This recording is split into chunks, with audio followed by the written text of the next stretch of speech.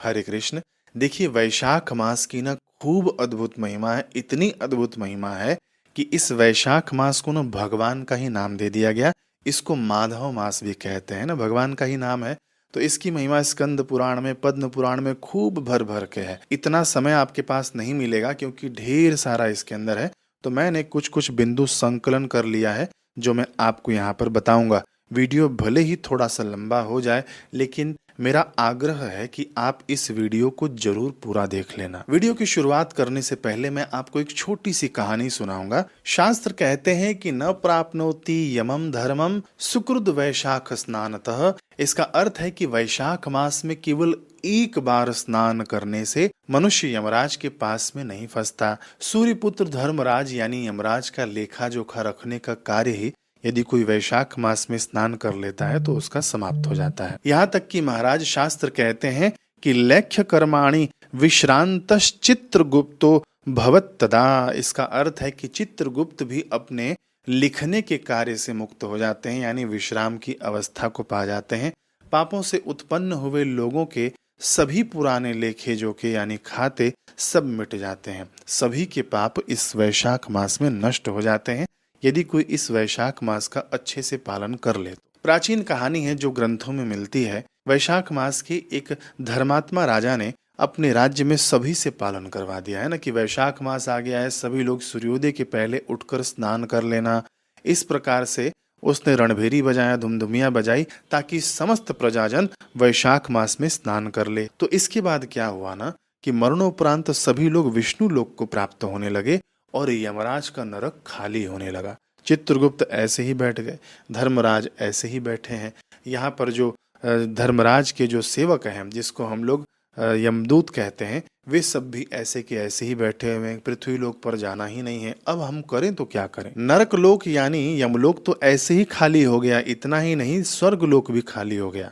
कैसे खाली हो गया कि महाराज लोग मरणोपरांत ना नरक में गए ना स्वर्ग में गए, सीधे वैकुंठ लोक चले गए। और वैकुंठ लोक तो इन सबसे ऊपर ही है ना। तब देवर्षि नारद जी मजा लेने के लिए, देवर्षि नारद जी देखिए घूमते रहते हैं, उनको तो सब पता ही है, लेकिन फिर भी मजा लेने के लिए वे धर्मराज के पास गए और कहने लगे कि हे राजन, नरक में पहले जैसी चीख पुकार और आक्रांत सुनाई नहीं देता, और अब किसी के भी पाप कर्मों का कोई लेखा जोखा मुझे लिखा हुआ दिख नहीं रहा है। आपका बही खाता भी नहीं दिख रहा है। वहां पर चित्रगुप्त सो रहे हैं, आपके जो अनुचर हैं ऐसे वैसे बैठकर गप्पे मार रहे हैं। महाराज ये हो क्या गया है बताइए, नरक में इतना सन्नाटा क्यों है।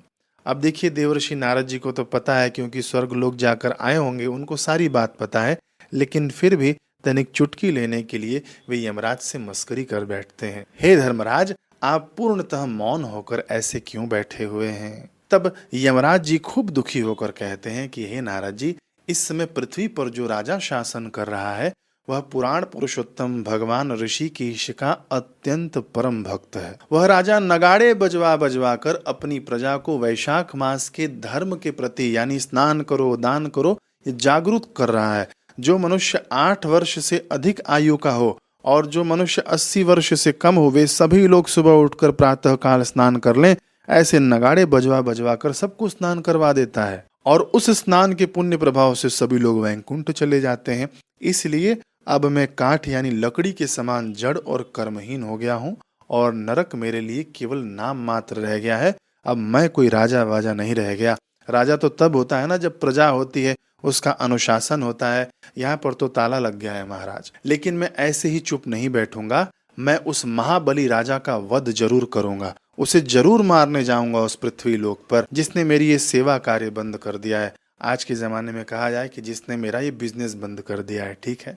अत्यंत भयंकर पार्षदों तथा 50 करोड़, जी हाँ, शास्त्रों में वर्णन है 50 कोटि, 50 करोड़ यमदूतों से घिरे हुए उस राजा पर यमराज ने आक्रमण कर दिया, यानी उसके नगर को घेर लिया। राजा की सेना में और यमराज की सेना में खूब युद्ध हुआ। युद्ध इसलिए हुआ कि महाराज इनकी सेना भी पुण्यवान थी, वैशाख मास का पालन कर रखी थी, और राजा भी स्वयं पुण्यवान थे। तो पुण्यवान और यमदूतों में जब लड़ाई हुई तो पुण्यवान स्वाभाविक सी बात है कि विजय प्राप्त करेंगे। इससे यमदूत सब हारते हुए नजर आए। तब यमराज को गुस्सा आया और यमदंड उन्होंने उठाया। यमदंड के ऊपर ब्रह्मास्त्र का मंत्र पढ़ा और वह यमदंड राजा के ऊपर दे मारा। राजा उस यमदंड को देखकर तनिक भयभीत हुए, लेकिन इतने ही देर में सुदर्शन चक्र आया और उस दंड के 2 टुकड़े कर दिए। और फिर 2 टुकड़े करने के बाद वह सुदर्शन चक्र यमराज के पीछे पड़ गया कि अब मैं यमराज को ही मार दूंगा। इतना देखकर राजा तो धर्मात्मा थे ही, शास्त्र तो पढ़ते ही थे, संतों की सेवा तो करते ही थे, उनकी मति गति बड़ी ही सूक्ष्म थी। उन्होंने सोचा कि यदि काल के देवता को ही मार देंगे यदि भगवान अपनी भक्त की सहायता करने में, तो इस सृष्टि का नियम ही पूरा अस्त व्यस्त हो जाएगा। तो उन्होंने, यानी जो धर्मात्मा राजा थे, उन्होंने प्रणाम किया सुदर्शन चक्र को कि हे महाराज, ये सब आप ही के अनुचर हैं, आप ही की छत्र छाया में पल रहे हैं, आप इनको दंड मत दीजिए। तो इस प्रकार प्रार्थना करने के बाद सुदर्शन चक्र वापस लौट गया। यम देवता को ना बड़ी ही शर्मिंदगी महसूस हुई। वहां पर अपना मुंह लटकाए अपनी सैनिकों के साथ चल पड़े ब्रह्मा जी के पास। ब्रह्मा जी के यहाँ पर जब आए तो वहां पर पहले से ही सभा बैठी हुई थी। ब्रह्मा जी कुछ चर्चा कर रहे थे, मीटिंग ले रहे थे, ठीक है। तो इतने में ही यमराज अपना सिर नीचे किए हुए, शास्त्र में वर्णन आता है कि सूर्यपुत्र यमराज एक लज्जित नववधू की भांति प्रवेश करते हैं उस सभा में। नववधू यानी जैसे नई नवेली दुल्हन तनिक सकुचाते हुए, तनिक शर्माते हुए, सिर नीचा किए हुए जैसे सभा में प्रवेश करती है, ऐसे ही यमराज ने प्रवेश किया। वे लज्जावश पृथ्वी की ओर देख रहे थे और उनका मुख अत्यंत मलिन दिखाई दे रहा था। फिर तनिक क्षण खड़े होने के बाद यमराज अपने घुटनों पर गिर पड़े और ब्रह्मा जी से प्रार्थना करने लगे कि त्राहि त्राहि त्राहि त्राहि, हे पितामह त्राहि त्राहि, मेरी रक्षा करिए। कहते हुए रोने लगे। उन्होंने कहा कि हे देवेश, मेरा घोर तिरस्कार हुआ है और मेरे कर्मों के सभी लेखे जोखे, यानी जो भी खाता बही मैंने जो हिसाब किताब लिख कर रखा था, वह सब धोकर साफ कर दिए गए हैं। इस प्रकार का रुदन सुनकर ब्रह्मा जी कहते हैं कि हे सूर्यपुत्र यमराज, आप उस विष्णु भक्त राजा को दंड देने या शिक्षा देने में समर्थ नहीं है। भगवान वासुदेव के भक्तों का कहीं भी अशुभ नहीं होता। उन्हें जन्म मृत्यु, बुढ़ापा और बीमारियों का भय नहीं रहता। यानी जन्म मृत्यु मेरे शरीर का होता है, मेरा नहीं होता। मैं अजर अमर आत्मा हूँ। बुढ़ापा इस शरीर की आती है, मृत्यु इस शरीर की होती है, बीमारियां इस शरीर में आती है। ऐसी मति गति वे विष्णु भक्त रखते हैं, भगवान के भक्त रखते हैं। आप उनको भयभीत नहीं कर सकते, क्योंकि गीता का ज्ञान उनके पास है, संतों का ज्ञान उनके पास है। तो इस प्रकार से ब्रह्मा जी और यमराज में खूब चर्चा हुई। ब्रह्मा जी कहते हैं कि महाराज, जो पालने वाले हैं, जो विष्णु भगवान हैं, उन्हीं की शरण में हम जाएं। उस भक्त को भी वे ही पाल रहे हैं, आपको भी वे ही पाल रहे हैं और मुझ ब्रह्मा को भी वे ही पाल रहे हैं। तो चलिए हम क्यों ना चलें विष्णु जी के पास। तब विष्णु जी के पास गए हैं धर्मराज और ब्रह्मा जी। धर्मराज समझ रहे हैं, यमराज और धर्मराज एक ही नाम है, ठीक है, एक ही है। जब विष्णु जी के समक्ष यमराज ने अपनी व्यथा कह सुनाई, तब विष्णु जी कहते हैं कि लक्ष्मीम वापी परित्यक्षये प्राणान देहम अथापि वा श्रीवत्सम कौस्तुभम मालम वैजयंतिम अथवा पिवा। इसका अर्थ है कि मैं लक्ष्मी का त्याग कर सकता हूँ, अपने प्राणों और इस देह को भी छोड़ सकता हूँ। कौन कह रहा है? विष्णु भगवान कह रहे हैं। मैं श्रीवत्स चिन्ह, कौस्तुभ मणि और अपनी वैजयंती माला को भी छोड़ सकता हूँ। श्वेत दीप पंच वैकुंठम क्षीर सागरमेव च शेषम च गरुणम चैव न भक्तम त्यक्तमुत्सहे। इसका अर्थ है कि मैं श्वेत दीप को त्याग कर सकता हूँ, वैकुंठ का त्याग कर सकता हूँ और क्षीर सागर का भी परित्याग कर सकता हूँ। मैं शेषनाग और गरुड़ जी का भी त्याग कर सकता हूँ, लेकिन मैं अपने भक्त का कभी त्याग नहीं कर सकता। हे यमराज, तुम अनुचित प्रार्थना लेकर आए हो, मैं उसको कभी नहीं छोड़ सकता। जिन्होंने सभी सांसारिक भोगों को त्याग कर मेरे लिए अपना जीवन तक समर्पित कर दिया है, जो महाभाग मुझी में रमण कर रहे हैं, मैं उनका त्याग भला कैसे कर सकता हूँ यमराज। भगवान ने तो अपनी बात कह दी। तब यमराज कहते हैं कि हे भगवान, केवल आप उन्हीं के थोड़ी हैं, हम भी तो आपके भक्त हैं, हमारा भी कल्याण करिए। ये जो अनुशासन चल रहा है, स्वर्ग नरक, ये लोक उस लोक, ये सब आप ही की तो व्यवस्था की गई है।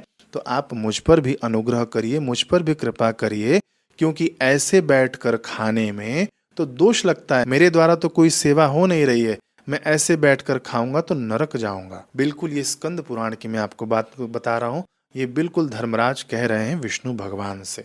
ठीक, तब विष्णु भगवान कहते हैं कि तुम्हारे दुख को शांत करने के लिए मैं एक उपाय करता हूँ। देखिए, इस राजा का जब शरीर शांत होगा, जैसे प्राकृतिक शरीर शांत होता है, उसके बाद जो अगला राजा आएगा ना, वह वैशाख मास के महात्म्य को नहीं जानेगा और फिर उसके बाद लोग इस महात्म्य को भूलते जाएंगे। पृथ्वी पर कोई विरला ही मेरे इन धर्मों को जानेगा।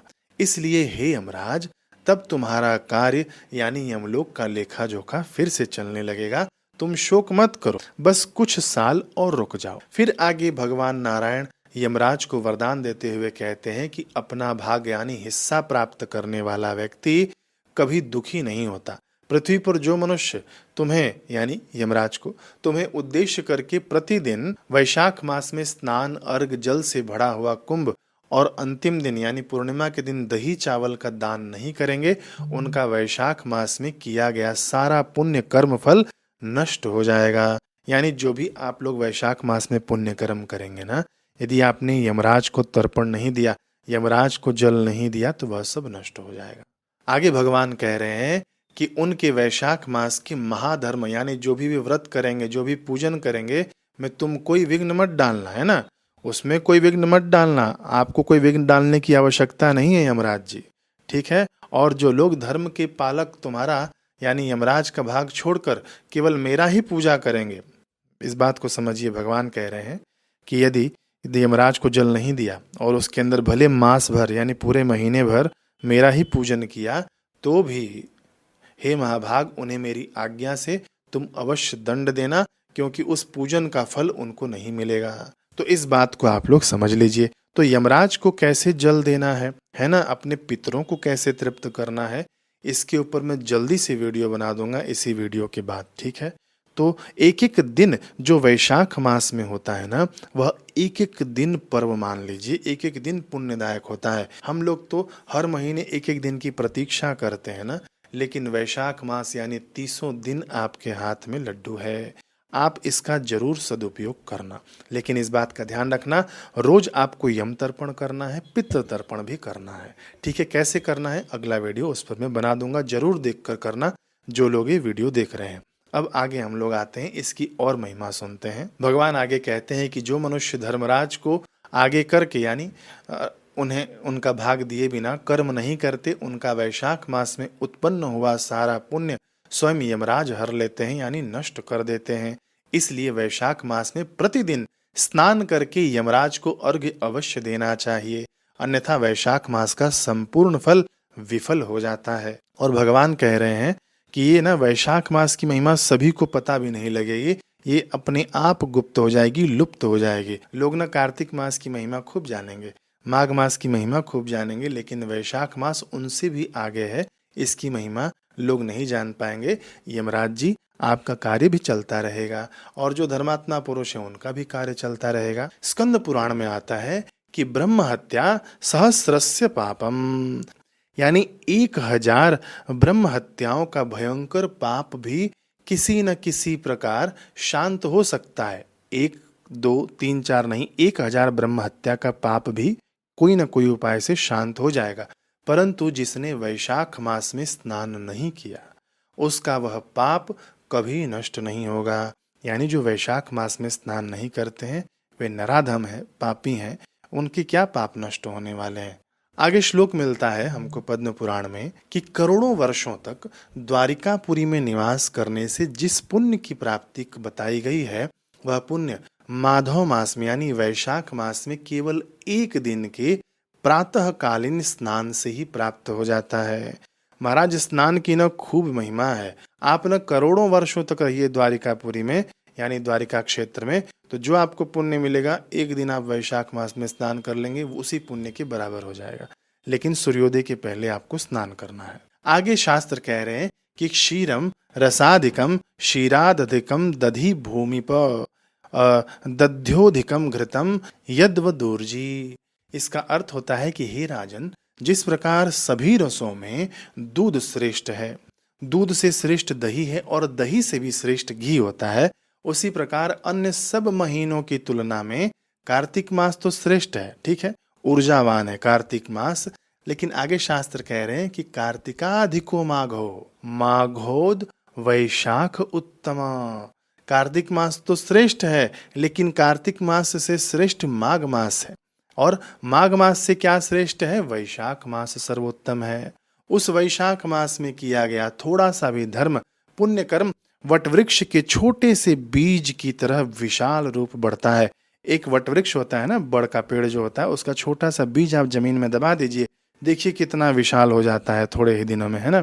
ऐसे ही यह वैशाख मास में किया हुआ पुण्य एक वटवृक्ष के बीज के समान है, खूब फैलेगा, खूब फलीभूत होगा। तस्मिन् मासे कृतो धर्मो वर्धते वट बीजवत। आगे नारद जी बता रहे हैं कि हे राजन, कलयुग में यह ज्ञान गुप्त हो जाएगा। जी हाँ, क्योंकि माधव मास का यह महात्म्य अश्वमेध आदि बड़े यज्ञों के समान फल देने वाला है। अश्वमेधादिकम यस्मान महात्म्यम माधवस्य यत्। इसका महात्म्य ऐसा है, अश्वमेध यज्ञ सभी लोग नहीं कर सकते हैं। राम जी ने किया, कितना कष्ट झेलना पड़ा, पांडवों ने किया, देखिए कितना कष्ट झेलना पड़ा। केवल माधव मास में यानी वैशाख मास में आप लोग स्नान करिए, अश्वमेध यज्ञ का फल आपको मिल जाएगा। आगे शास्त्र में वर्णन आता है कि न माधव समो मासो न माधव समो विभुः। इसका अर्थ है कि माधव मास यानी वैशाख मास के समान कोई मास नहीं है, और पापों के समुद्र में डूबे हुए लोगों का उद्धार करने वाले माधव के समान कोई दूसरा प्रभु नहीं है, भगवान विष्णु जी के समान कोई दूसरा नहीं है।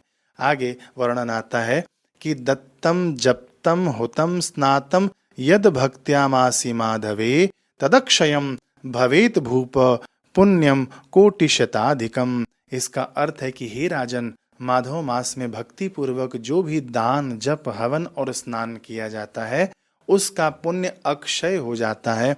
वह 100 करोड़ गुना होकर अधिक फल देता है। 1 करोड़ 2 करोड़ 3 करोड़ नहीं, 100 करोड़ गुना होकर अधिक फल देता है। और वह पुण्य जो आपको मिलेगा वह अक्षय होगा, वह खत्म नहीं होगा, है ना। जैसे मैं आपको बता दूं, आपने एक छोटा सा ही कुछ दान किया इस माधव मास में, पूरा 30 दिन का समय है आपके पास, इसके अंदर आपने कुछ भी सत्कर्म किया ना, वह करोड़ों गुना हो जाता है ना, 100 करोड़ गुना से भी अधिक हो जाता है। और जो पुण्य आपको मिला ना, उसका वह नाश नहीं होगा। जैसे कि आपके पास जो साधारण पुण्य होता है, आप स्वर्ग लोक में गए तो वह पुण्य खत्म होने के बाद स्वर्ग लोक से आपको भगा दिया जाता है। और भी ऐसे कई सारे पुण्य होते हैं जो खत्म होने के बाद फिर पाप आप पर हावी हो जाते हैं, है ना। लेकिन जो इस पुण्य को आप अर्जित करेंगे वह पुण्य कभी भी नाश नहीं होगा। जी हाँ, अजर अमर पुण्य हो जाएगा यह आपका, अनेक जन्मों तक आपका यह साथ देने वाला पुण्य हो जाएगा। आगे वर्णन आता है कि यथा देवेषु विश्वात्मा देवो नारायणो हरि यथा जपेशु गायत्री सरिताम जाह्नवी। तथा जिस प्रकार देवों में विश्वात्मा भगवान नारायण श्रेष्ठ हैं, जपों में गायत्री मंत्र श्रेष्ठ है और नदियों में गंगा श्रेष्ठ है, जिस प्रकार सभी स्त्रियों में माता उमा यानी पार्वती जी श्रेष्ठ हैं, ताप देने वालों में सूर्य भगवान श्रेष्ठ हैं, लाभों में यानी जो लाभ मिलता है हमको उसमें स्वास्थ्य का लाभ सर्वश्रेष्ठ है, और 2 पैरों वाले प्राणियों में ब्राह्मण श्रेष्ठ है यानी सदाचारी मनुष्य श्रेष्ठ है। परोपकारः पुण्यानाम विद्यानाम निगमो यथा मंत्राणाम प्रणवो। इसका अर्थ है कि जिस प्रकार पुण्यों में परोपकार श्रेष्ठ है, विद्याओं में वेद श्रेष्ठ है, मंत्रों में प्रणव यानी ओमकार श्रेष्ठ है, और ध्यानों में आत्मचिंतन श्रेष्ठ है, जिस प्रकार तपस्याओं में सत्य बोलना श्रेष्ठ है, अपने धर्म पर डटे रहना श्रेष्ठ है, पवित्रताओं में धन की पवित्रता ईमानदारी श्रेष्ठ है, और दानों में अभय दान यानी सत्संग का दान श्रेष्ठ है, और जिस प्रकार सभी गुणों में लोभ का नाश होना सबसे मुख्य गुण माना गया है, ठीक उसी प्रकार सभी महीनों में वैशाख मास सबसे श्रेष्ठ माना गया है। मासानाम प्रवरो मासस तथासो माधवो मतः। तो महाराज इतनी सारी खूब महिमा, में पूरी महिमा भी नहीं बता रहा हूँ, कुछ कुछ मुख्य बिंदु लाकर आपके सामने रख रहा हूँ। इतनी महिमा हमारे शास्त्रों में वैशाख मास की भरी हुई है, लेकिन फिर भी इस मास से अनजान है। जो लोग इस वीडियो को देख रहे हैं पूरा लाभ उठाना। अब आगे भी थोड़ा सुनते जाइए। शास्त्र कह रहे हैं कि तत्र यत् क्रियते श्राद्धम यज्ञ दानम उपोषणम तपो अध्ययन पूजादि तदक्षय फलम स्मृतम। इसका अर्थ होता है, देखिए अर्थ समझिए, तत्र यत् क्रियते श्राद्धम, जो इसके अंदर श्राद्ध करते हैं, यज्ञ करते हैं, दान करते हैं, उपवास करते हैं, तपस्या करते हैं, वेदाध्ययन करते हैं, पूजा आदि की जाती है, वह सब अक्षय फल देने वाली मानी गई है। तो महाराज आप लोग यम तर्पण जब देंगे सुबह सुबह ना, पहले ही मैंने आपको सुना दिया कि बिना यमराज को जल दिए यह सब पुण्य आपको कुछ भी नहीं मिलने वाला, सब निष्फल हो जाएगा। तो सुबह सुबह स्नान के बाद यम तर्पण तो करेंगे ही, साथ में पितरों का तर्पण भी करेंगे। वीडियो में जल्दी ही बनाकर अपलोड कर दूंगा। ठीक, कि कैसे करना है, आपको दोनों तर्पण एक साथ कैसे करना है। तो ये करने से आपको अक्षय पुण्य की प्राप्ति कही गई है। इसके अंदर आप जो भी यज्ञ करेंगे, जप करेंगे, दान पुण्य करेंगे, सब अक्षय होने वाला है। कुल मिलाकर यह समझ लीजिए, और 100 करोड़ गुना से भी अधिक फल देने वाला है। इतना समझ में आ गया होगा आपको। फिर आगे शास्त्र में वर्णन आता है कि परापकार पैशून्य प्रांतानि सकृतानि च, यानी दूसरों का बुरा करने से मनुष्य के सारे अच्छे कर्म नष्ट हो जाते हैं, है ना। जैसे दूसरों का हम थोड़ा सा भी बुरा कर्म कर देते हैं तो सारा हमारा पुण्य नाश हो जाता है। ऐसे ही वैशाख मास में थोड़ा सा भी हम लोग सत्कर्म कर देंगे तो बड़े से बड़ा पाप भी नष्ट हो जाता है। इसका राजा ने प्रश्न पूछ लिया कि महाराज, केवल स्नान करने से इतना सारा हमारा पाप नष्ट हो जाता है, ये बात मुझे कुछ हजम नहीं हो रही है। तब इसके उत्तर में ऋषि कहते हैं कि जैसे छोटी सी चिंगारी भी बड़े से बड़े भवन को भस्मीभूत कर देती है, ऐसे ही यह छोटा सा वैशाख मास का सत्कर्म भी बड़े से बड़े पापों का नाश करने में समर्थ रखता है। वैशाखांतानि पापानि सूर्यांतानि तमांसि च स्नान दानादिकम राजन तत्परार्ध गुणम भवेत। जिस प्रकार सूर्य के उदय होने से अंधकार का अंत हो जाता है, उसी प्रकार वैशाख मास के आने से पापों का अंत हो जाता है। हे राजन, इस मास में किए गए स्नान दान फल का सब अनंत गुना पुण्य मिल जाता है। कई बार हमारे शास्त्रों में अनंत गुना का वर्णन आता है, अक्षय गुना का वर्णन आता है। ठीक है ना, इसी माधव मास की बात मैं बता रहा हूँ। ठीक है, कार्तिक मास में जो पुण्य मिलता है उससे 1000 गुना अधिक पुण्य माघ मास में हमको मिलता है। माघ मास से 100 गुना अधिक पुण्य हमको वैशाख मास में मिलता है। तो सभी मासों में सबसे श्रेष्ठ में वैशाख मास आ जाता है। ठीक है, और वे मनुष्य धन्य है और पुण्यात्मा है जो वैशाख मास में प्रातः काल स्नान करके विधि विधान से भगवान मधुसूदन का पूजन करते हैं। प्रातः स्नात्वा विधानेन पूजयन्ति मधुद्विषम। प्रातः स्नानम च वैशाखे यद ज्ञानम उपोषणम हविष्यम ब्रह्मचर्यम च महापातकनाशनम। वैशाख मास में प्रातः स्नान, यज्ञ, दान, उपवास का सेवन और ब्रह्मचर्य का पालन बड़े से बड़े महापातकों का नाश करने वाला है। शास्त्र कह रहे हैं कि कलयुग में ना इस वैशाख मास का प्रचार बिल्कुल ही कम हो जाएगा, यानी लोग जानेंगे ही नहीं। अतस्तु विरलास्तस्य प्रचारो येन निर्मितः। इसका अर्थ है कि उन पापी मनुष्यों को नरक के सागर में जाना पड़ेगा। इसी कारण कलयुग में वैशाख मास के महात्म्य का प्रचार बहुत ही कम हो जाएगा, दुर्लभ हो जाएगा। अब अमृत जी पूछते हैं कि हे ऋषि, हे नारद जी से पूछ रहे हैं, इस मास में किसकी पूजा करनी चाहिए, कैसे पूजन करना चाहिए, इस मास में पापों का नाश कैसे होता है, और इस मास में क्या क्या दान करना चाहिए। देखिए, तीनों प्रश्न आपके लिए भी जानने योग्य है। देखिए, इस मास में ना भगवान मधुसूदन का पूजन करना चाहिए, यानी भगवान श्री कृष्ण का पूजन करना चाहिए। यदि आपके घर में शालिग्राम शिला हो तो महाराज कहना ही क्या, शालिग्राम शिला प्रत्यक्ष भगवान नारायण ही होते हैं। बिल्कुल आप नारायण भगवान मानकर उनकी पूजा करना। ठीक है, आगे और भी मैं पूजन पर आपको विस्तृत वर्णन बताऊंगा। दूसरी बात आती है कि इसके अंदर दान क्या करना चाहिए। वर्णन है कि इन दिनों में यदि आप कोई कंबल का दान करता है तो उसकी अकाल मृत्यु नहीं होती, अकाल मृत्यु टल जाती है। जी हाँ, बिल्कुल वर्णन है। और इसके अंदर जल का दान अवश्य करना चाहिए, चटाई का दान करना चाहिए, छाते का दान करना चाहिए, जूते का दान करना चाहिए। जो भी आप दान पुण्य करेंगे सब आपका अक्षय होने वाला है। मैंने जो एक नरक वाला वीडियो बनाया था ना कि यमदूत कैसे खींच कर ले जाते हैं जीव को, यदि आप लोग इन महीनों में इन सब चीज़ों का दान करते हैं तो उस मार्ग पर आपको ये कष्ट नहीं झेलने पड़ते हैं। अब देखिए, जो आप प्रातः स्नान करेंगे ना, तो प्रातः स्नान करते समय आप लोग ना हर हर गंगे कहते हुए स्नान कर लेना, क्योंकि इस महीने में शास्त्र कह रहे हैं कि तानि सर्वाणि राजेंद्र संति बाह्ये अल्पके जले, यानी थोड़े से भी जल जो बाहर मिल जाते हैं उसके अंदर सभी में तीर्थों का वास रहता है। तो आप घर पर भी हर हर गंगे करके स्नान कर सकते हैं। जो लोग सशक्त हों वे लोग जाकर अपना तीर्थों में स्नान का लाभ ले सकते हैं। ठीक है, पूरे वैशाख मास में, लेकिन सूर्योदय के पहले जरूर स्नान कर लेना चाहिए। जो लोग सूर्योदय के पहले स्नान कर लेते हैं वे कई हजार वर्षों तक स्वर्ग लोक में निवास करते हैं। इस महीने में पापों का नाश कैसे हो, ठीक है, तो पापों के नाश के लिए ना पाप प्रशमन स्तोत्र बताया है देवर्षि नारद जी ने। जी हाँ, इस स्तोत्र मैंने रिकॉर्ड कर दिया है, बस इस वीडियो के बाद अपलोड हो ही जाएगा। उसको आप लोग पूरे वैशाख मास सुनना, वह खास करके वैशाख मास के लिए ही स्तोत्र बनाया गया है। ठीक है, छोटा सा स्तोत्र है और छोटा सा ही उसका अर्थ भी मैंने पढ़ दिया है ताकि आपको समझ में आ जाए स्तोत्र क्या कह रहा है। तो आप लोग रोज सुबह नियम सर उस स्तोत्र को सुनना पूरे 1 महीने, और हो सके तो आगे भी आप लोग जारी रख सकते हैं, कंटिन्यू रख सकते हैं उस स्तोत्र को सुनना, लेकिन वैशाख मास में जरूर सुनना चाहिए। पाप प्रशमन स्तोत्र ये अपने चैनल पर अपलोड हो जाए। अब देखिए पूजन के विषय पर हम लोग बात कर लेते हैं कि पूजन हमको कैसे करना चाहिए।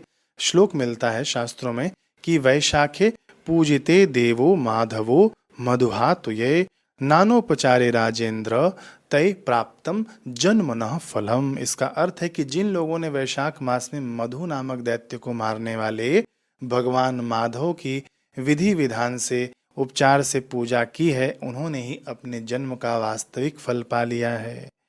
किम किम न दुर्लभतरम प्राप्ते मासी माधवे स्नानेन परमेशस्य पूजनेन यथा विधि।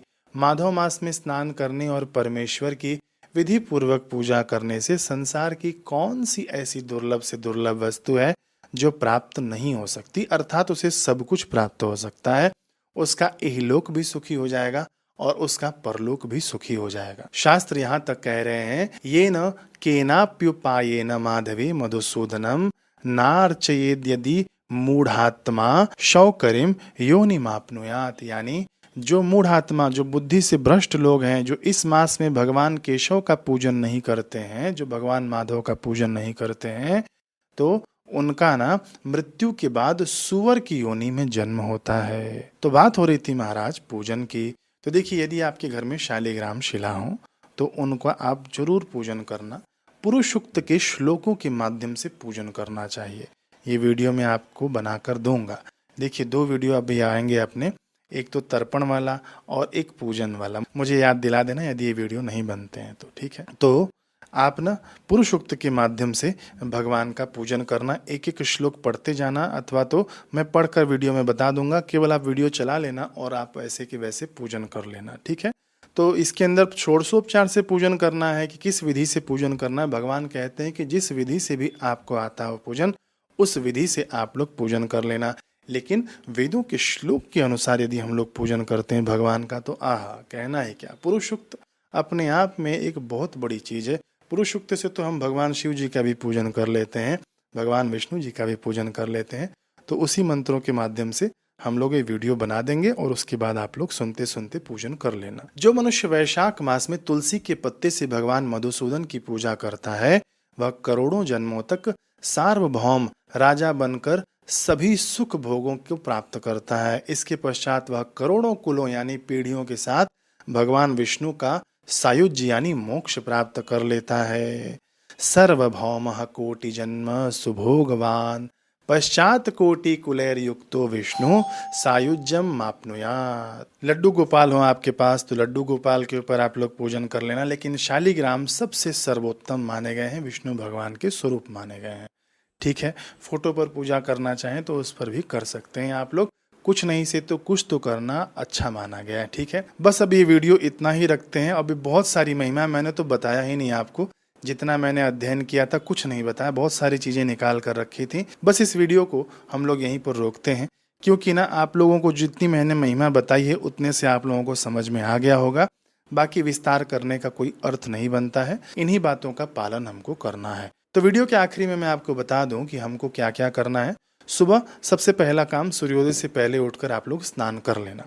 कई लोग बोलते हैं कि हम लोग उठने के बाद स्नान कर लेंगे फिर हम लोग सूर्य भगवान को जल दे सकते हैं क्या, पितरों का तर्पण कर सकते हैं क्या। नहीं, वो सब सूर्योदय के बाद होता है। आप बैठकर भगवान का नाम जप कर लेना, ठीक। जब सूर्योदय हो जाए तो उसके बाद यम देवताओं का तर्पण करना है, आपको पितृ देवताओं का तर्पण करना है, ठीक।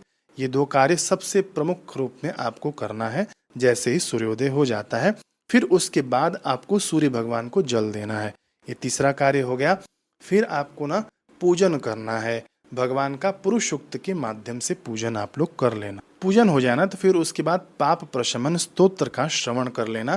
ये जरूरी नहीं है कि आप सुबह में ही करो, आप लोग इसको दिन भर में कभी भी श्रवण कर सकते हो। इसका विधान है दिन में करो, दोपहर में करो, शाम को करो। जो 3 बार करते हैं अति उत्तम माने गए हैं।